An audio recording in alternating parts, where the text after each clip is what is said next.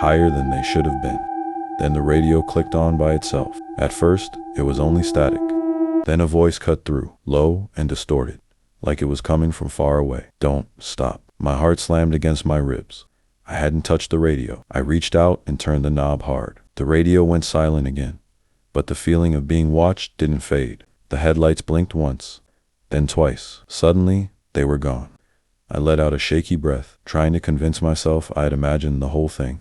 Maybe I was tired. Maybe driving alone at night was messing with my head. I laughed softly, more to hear a human sound than because anything was funny. That's when I saw the figure on the side of the road. It stood just beyond the shoulder, barely visible between the trees, tall, too still. As my headlights passed over it, the shape didn't react. It didn't step back or shield its eyes. It simply turned its head and followed my truck as I drove past. I told myself not to stop, but a few seconds later, something heavy thudded into the back of my truck. The impact wasn't violent, but it was solid enough to make the whole vehicle shudder. I glanced in the mirror, expecting to see debris rolling on the road behind me. Instead, I saw a hand gripping the edge of my tailgate, pale, long-fingered, wrapped around the metal like it belonged there. I screamed and hit the gas. The engine roared, the speedometer climbing fast, but the hand didn't let go. Another hand appeared beside it, then an arm, bending at an angle that made my stomach churn. Whatever was holding on began to pull itself upward, slowly, deliberately. The radio crackled again. "Don't look back." I didn't listen. I twisted in my seat, heart pounding, and looked through the rear window. There was no face, no body in the way a body should be, just a shape unfolding itself from the darkness. Joints bending wrong, limbs too long, clinging to my truck like it was part of the road itself. Its head lifted, and where eyes should have been, there was only shadow deep.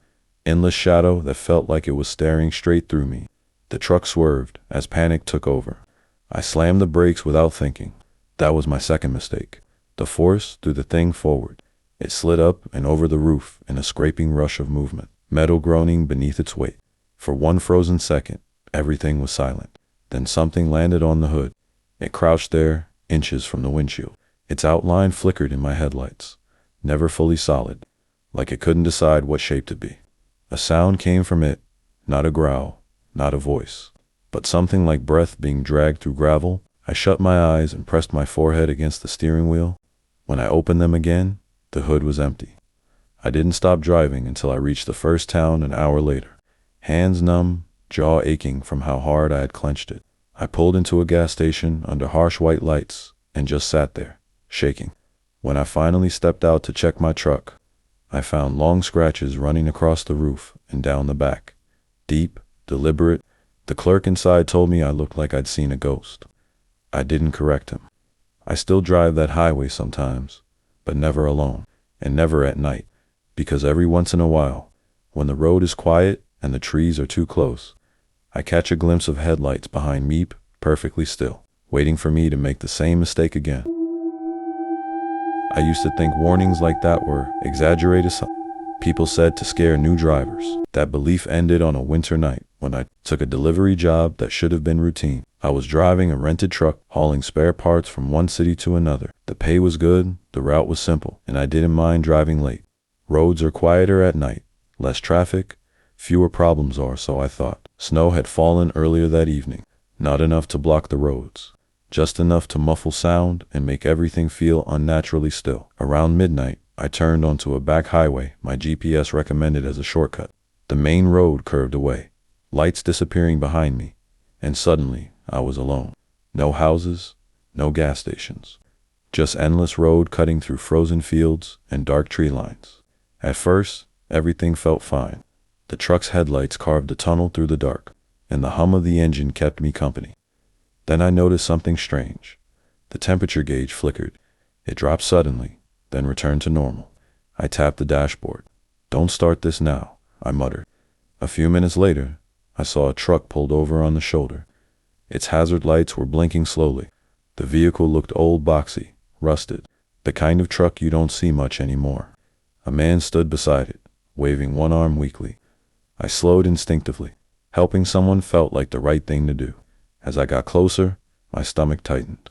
The man wasn't dressed for the cold. No jacket, no gloves.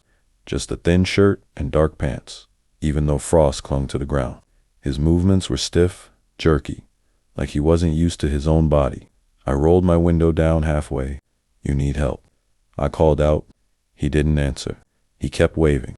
That's when I noticed his face pale, almost gray, eyes reflecting my headlights too brightly. He stepped closer to my door, and I caught a smell that made my throat tighten. Not gasoline, not smoke. Something old, rotting. Every instinct screamed at me to leave. "I'm calling roadside assistance," I said, even though I wasn't sure my phone had signal. The man stopped waving. Slowly, his arm dropped to his side. His mouth opened wider than it should have, stretching unnaturally, and a sound came out low broken, like wind passing through a hollow space. No phone. I slammed my window up and hit the gas. The truck lurched forward, tires crunching over frost. In my mirror, I saw the man standing perfectly still, watching me leave. His hazard lights blinked once, more than went dark. I told myself it was just a strange encounter. People out there live differently. Maybe he was injured. Maybe I overreacted. That's when my radio turned on. I hadn't touched it. Static filled the cab.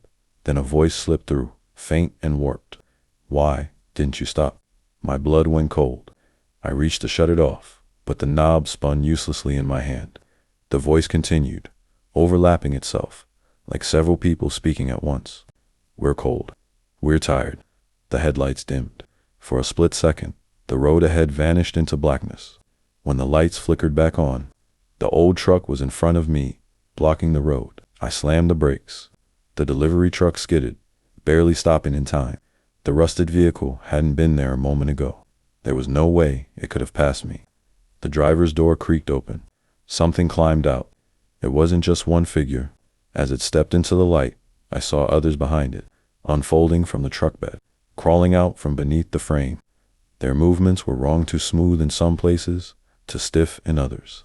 Their faces were blurred, like they hadn't fully formed. They began walking toward me. I threw the truck into reverse and floored it. The engine screamed, but the air felt thick, like I was pushing through water. Hands slammed against the sides of the truck. I heard fingernails scraping metal, slow and deliberate. The radio volume surged. "Don't drive alone. Don't drive alone." I closed my eyes and screamed, pressing the accelerator harder than I thought possible. Something gave. The truck jerked violently, then shot backward down the road. The pressure vanished. The radio went dead. The headlights returned to full strength. I didn't stop. I didn't slow down. I drove until I hit the main highway again, where streetlights and other cars made the world feel real. I pulled over at the first rest stop and sat there shaken, afraid to look at the truck. When I finally did, I found handprints all over the doors, and cargo bucked into the thin layer of frost. Too many to count. The delivery company never questioned why I returned late or why I refused to take night routes again. I quit a week later. Sometimes, when I'm driving after dark and see hazard lights ahead on an empty road, my chest tightens and my hands start to shake. I don't slow down anymore, because some people on the roadside aren't broken down. They're waiting.